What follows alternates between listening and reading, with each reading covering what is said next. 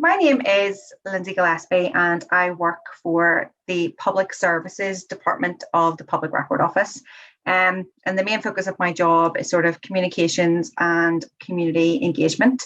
What I'm going to share with you today are some examples of how we continued to engage with communities through the sort of lockdowns and the COVID-19 pandemic, and how that's helped us to document the community experience of the COVID-19 pandemic. So that's what I'm going to be taking you through today. I'm just going to share my screen here. Okay. All right, let's see. Okay. I can't really see any of you anymore, but I'm hopeful you can all see my presentation okay. Okay, so just gonna...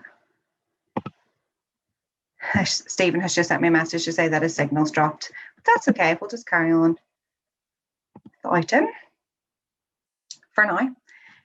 Okay, so as I said, I work for the Public Record Office of Northern Ireland, and just for anybody that doesn't know who we are, we're quite often just shortened to PRONI. This is our building. We are based in East Belfast at Titanic Quarter, and we have been around for just short of 100 years now. So we were created in 1923 under the Public Records Act, which was laying out archiving provision for the new state of Northern Ireland. We are the official archive for Northern Ireland, and what that basically means is that we bring in, under legislation, the archives of the devolved administration of Northern Ireland, but that really just means the core civil service departments in Northern Ireland. So we bring in official records on a legislative basis. When we think about COVID-19, then we know that in the future, so in about 20 years, when they're considered to be historical, we will get in all of the records about how the different departments and different areas of the government responded to the pandemic, how they agreed funding sources and things like that, and how they responded to the pandemic. So we already know that we're going to get that. That's pretty much a guarantee for us. But in PRONI, we also take in privately deposited records as well. So this can be absolutely anything from absolutely anyone that relates to the heritage of Northern Ireland and its border counties. We are currently in PRONI holding about 3.5 million historical records. And within those, more than a third of them have come from private depositors. And as I say, they can be absolutely anything. We have some huge land and estate records from all over Northern Ireland, which are great if you're looking back on family history and sort of land ownership and employment. We have business records from really huge businesses here, like Shorts and Harland and Wolff, to smaller local businesses, clubs and societies, charities, and notable individuals. Some collections are thousands and thousands and thousands of records, boxes upon boxes of stuff, or else right down to a single photograph or a single letter or a single diary. So there's lots of stuff in our privately deposited records there, so we can sort of get a wider understanding of the history of Northern Ireland, not just what we get from the government and their sources. And it's more sort of privately deposited stuff I'm going to talk to you about today. So as I said, I work in community engagement, and this project called Making the Future has been our main vehicle for community engagement over the last 3 years. So we have been, sorry, because Stephen dropped out, I'm just checking that everybody that's in the waiting room can actually get in. Okay, I apologise now that Stephen's left me. I'm like sort of ended up double jobbing here. Okay. Okay, great. I'll just hide these controls again. So yeah, so the Making the Future project has been our main vehicle for engaging with communities over the last 3 years. It's a partnership project. It's funded under the European Union's Peace War programme. It brings together us in PRONI, National Museums, Lynn Hall Library, and then a place called the Nerve Centre to deliver lots of community engagement programmes across sort of 3.5 years. So that we can engage with what we know about the past from our own collections to see how we got to where we are now and what we want to do in the future. And the Making the Future project has got a number of different strands or sort of like themes to it.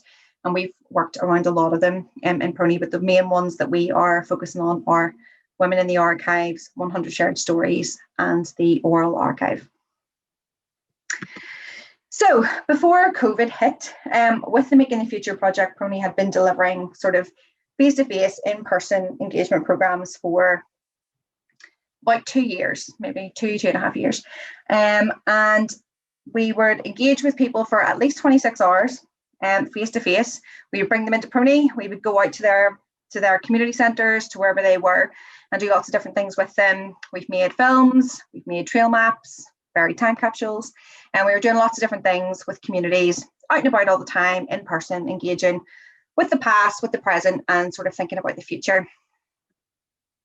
And then along came 2020.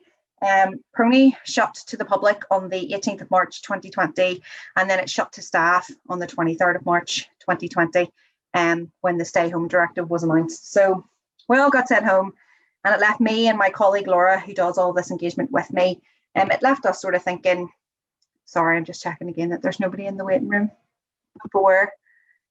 Okay, oh, Stephen's coming back, so hopefully he'll be able to look after this for me.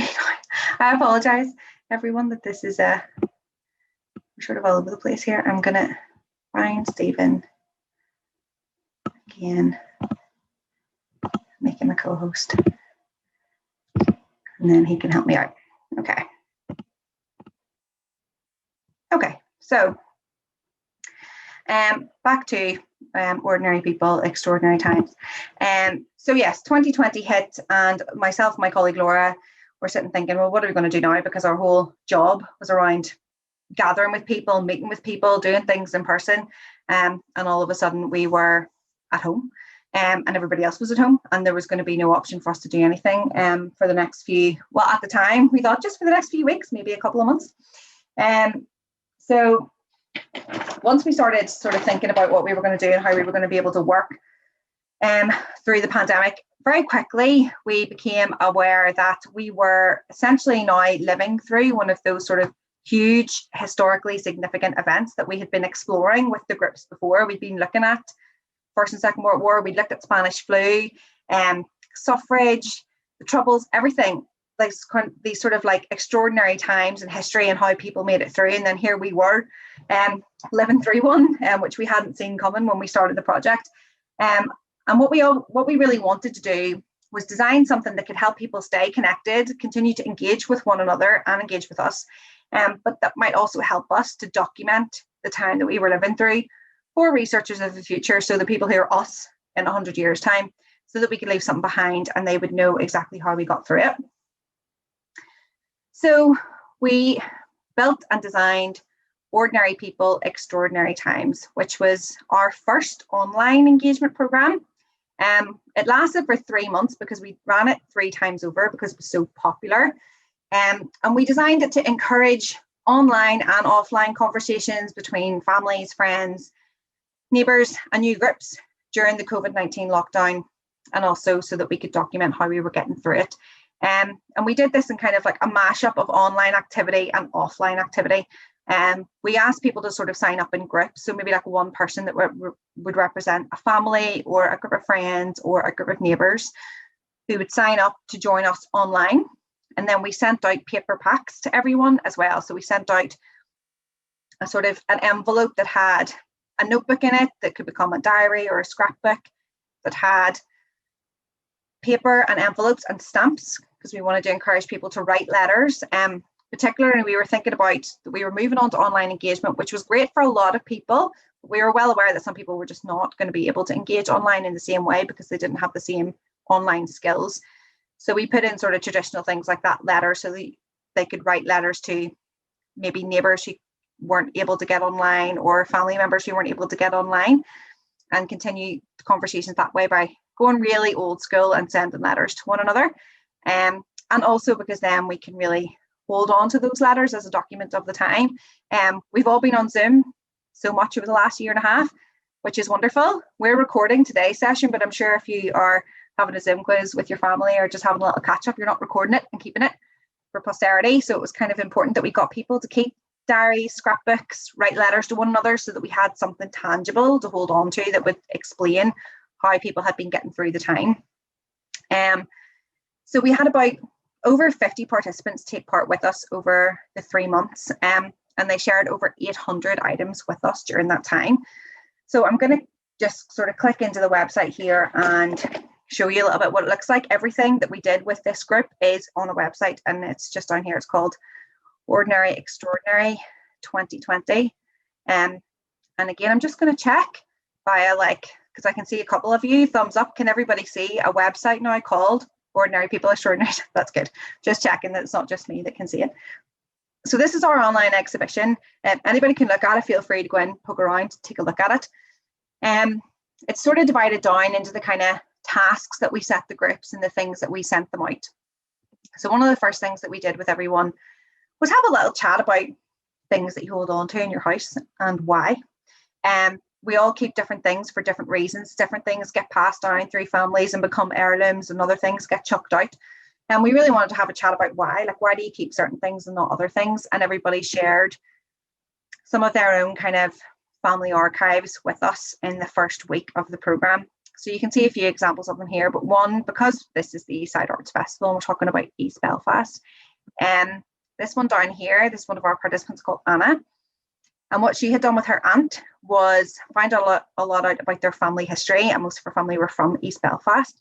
And they designed then a little walking tour of the area. And then as restrictions lifted a little bit in 2020 going into the summer, they had been going out and they did the tour, and she gave them all a little pack with their family tree and information about all of the locations in East Belfast that they took them on that were sort of significant to their own family history, which we thought was really, really interesting and really lovely. It was like a really specific, bespoke walking tour for their family of East Belfast, which we thought was really nice. So that's just one example. There's lots of different things there, sort of treasured objects and things that people have held on to over the years in there. As I said, we sent out the letters, the paper and the envelope and the stamps to be able to send letters, and we sent out books to keep as scrapbooks or diaries for people. And again, lots of people sent us examples of how they were using the letters. People writing between aunts and nieces, sending postcards to their family members. Some people wrote a letter. Somebody wrote a letter to their future self, which I thought was really, really interesting, to put down exactly how you were thinking and feeling at the time, because you will forget over the years exactly how it felt.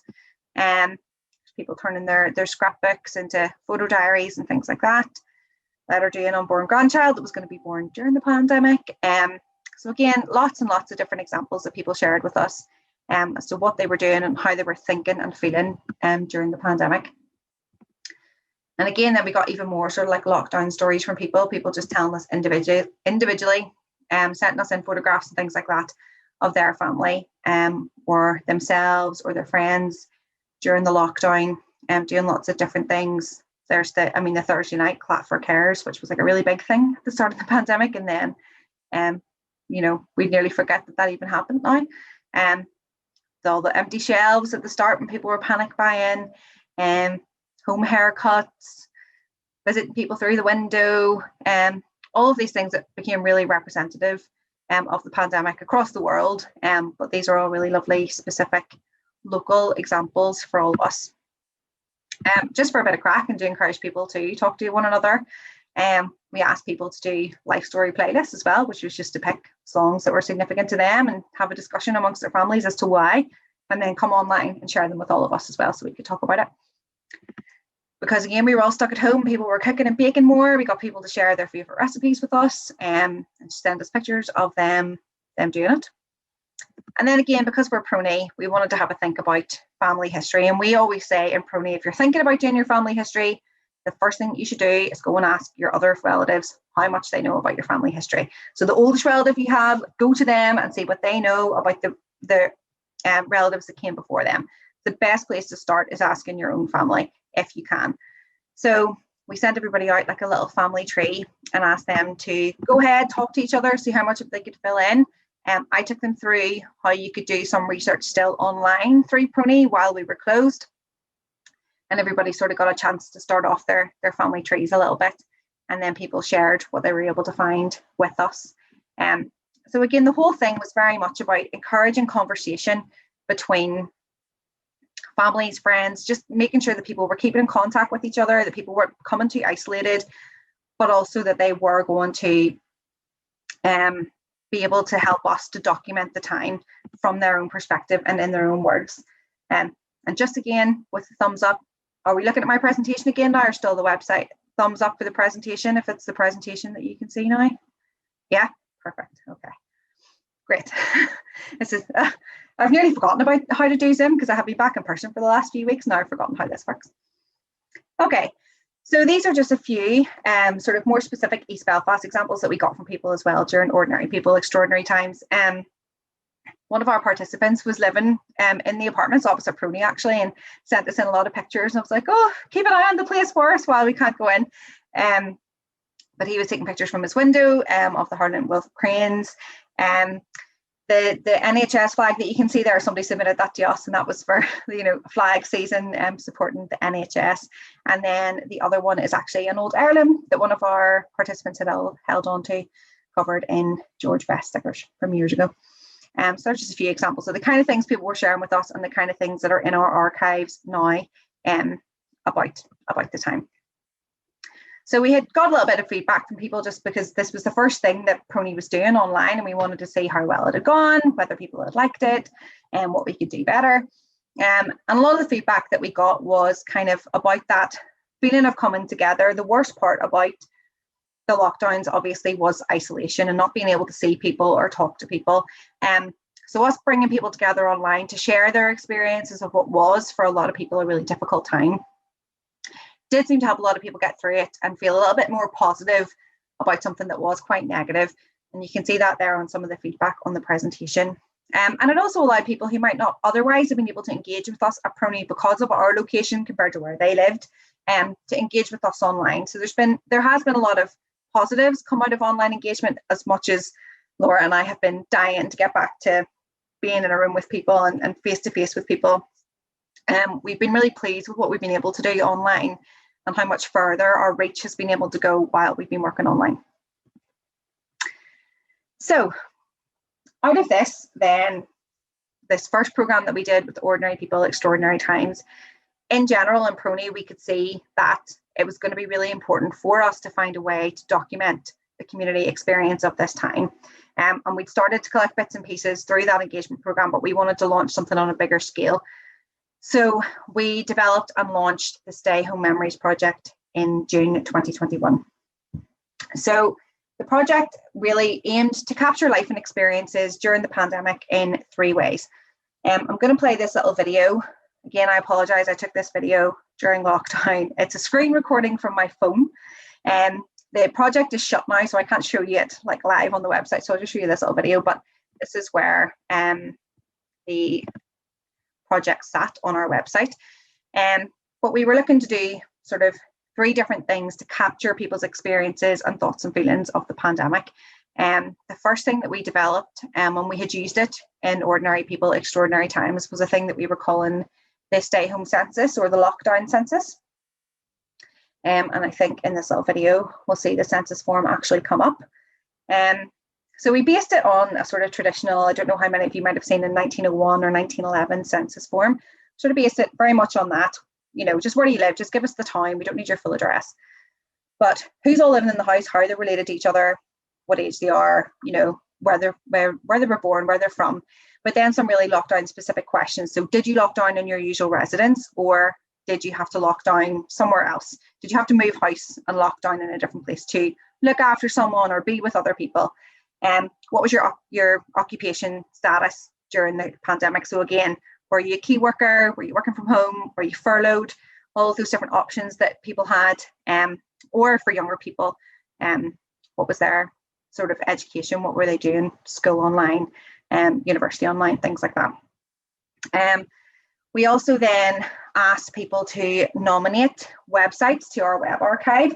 So this wasn't just a website, this included social media sites, because we were aware, again, there were lots of those things kind of springing up in response to the pandemic, and we wanted to make sure that we would keep a record of that too. I don't know about the rest of you, but like during it, I was like following all these things on social media, you know, who's delivering, and who can I get to deliver food to my house? You know, I'm getting bored of cooking for myself. Who's delivering meals out? What restaurants are doing what this? So there was lots of different things like that. And as long as the social media site was open to the public, we can archive it through our web archive. So we asked people to nominate those sort of community-based websites to be archived so that we could get that as well. And then we also asked people to just donate individual material that they had that maybe represented the pandemic for them, and something that they did. We sort of had a main focus on sort of those diaries and scrapbooks, photographs, if people had been exchanging letters and things like that. Those are the sort of perfect things for us to archive physically. But also we did get a lot of digital material, and obviously all the photographs we got were digital photographs. We got videos of exercise classes on streets, you know, people celebrating VE Day with like tea parties all on their lawns. Lots of different things that we were able to bring into PRONI and continue to look after. But the stay home census, we got a really great response to the stay home census, and this is just a little example of some of the words that come off people who said they lived in Belfast. So again, I was trying to look specifically for examples from East Belfast, but some people just write Belfast and other people are a wee bit more specific about where in Belfast they were. You can see here, I mean, the number one most popular response that we got to the pandemic was boring. We were about a couple of months into it by this point, by the time we started asking people, and a lot of people were writing boring. It's the biggest one that we got, but there's lots and lots of different words. I mean, for all of the responses we got, there's more than 60 different words used to describe the lockdown, which just shows you how differently everybody was experiencing it. We might all have been in the same storm, but we were certainly not in the same boat. And that's really reflected in the census and in the words that people use to describe it for them. So these are just some of the examples that came off of census returns from Belfast. The ones that were specifically noted as being East Belfast, we got census returns from all over Northern Ireland, from the Belfast area to Derry to Enniskillen, and we even got a couple from Rathlin Island, which was great. But looking at specific East Belfast ones, I mean, we had boring, frustrating, worrying, stressful to needed, relaxing, and even enjoyable. Although it is worth noting that these were taken in June 2020, when we maybe didn't all think that it would go on for as long as it would continue to go on. Looking back now, that was quite relatively early into the lockdown and into the pandemic, with none of us really knowing how long it would go on for. I'm sure if we did it again now, some people would choose an entirely different word to describe it, sort of more than a year down the line from then. But we closed Stay Home Memories in June this year, so it was open for a year. We never intended to have it open for a year, but as we all know, the pandemic went on longer than any of us probably expected it to. The whole collection is being worked on at the minute, and we're hopeful it'll be available in the next maybe year or so. We had a really, really great response from it, which we're really pleased about, because it's very important that we let people know exactly what it was like for us as individual people. As I said at the start, PRONI is the official archive for Northern Ireland, and we know that we will get all of those records from the government about their response to the pandemic, how decisions were made, why decisions were made, how funding was sort of set up and divided out and things like that. We know that we will have all of that, but what we also know is that what people are really interested in is how your everyday person made it through one of these big historical events. So that could be anything from photographs, videos of people exercising out in the street, social distanced, scrapbooks, diaries, things that people were submitting that we might all forget about. We know that that's going to be really important and interesting to researchers of the future. So it's really up to us now to make sure that that's there in the future. PRONI, as the Public Record Office of Northern Ireland, is for everyone, but it can be by everyone as well. And it's important that people know that anyone can donate records to PRONI, and certainly for us, that engagement is really, really key. And while we had been doing it in person for the last few years and it was going really well, we wanted to make sure that we didn't let the COVID-19 pandemic or the lockdown lose the momentum of the engagement that we were doing. We didn't want to just sit back and say, oh, well, we're shut and that's, you know, we have to be closed. We can't bring people into the building. So that's it. We wanted to find a way to continue to engage with people and to make sure that all of you know that your stories and your experiences are important and they will be valuable in the future. And the more of them that we can gather, the better. So that is really everything that I have to share with you today. As I said, both the Ordinary People, Extraordinary Times archive and the Stay Home Memories archive are currently being worked on. But as I say, as staff, we've only had access back to the building in the last sort of couple of months. So we've got a lot of work to catch up on of things that we couldn't do from home. But they are being worked on, and they will be made as much publicly available as they can, as soon as they can. But in the meantime, we can all be safe in the knowledge that we have tried our best to archive everyone's experiences of the pandemic. And even though the Stay Home Memories project is closed now, anyone can still donate material. If you have something, if you're thinking, oh, I did this, I kept a scrapbook or a diary, or I've got this great series of photographs, you can still donate them to PRONI at any time. Anyone can donate records to PRONI at any time. So we've not shut the project and said that's it, nobody else can send anything in. You still can. But I'm gonna stop there and see if Stephen is with us or not still.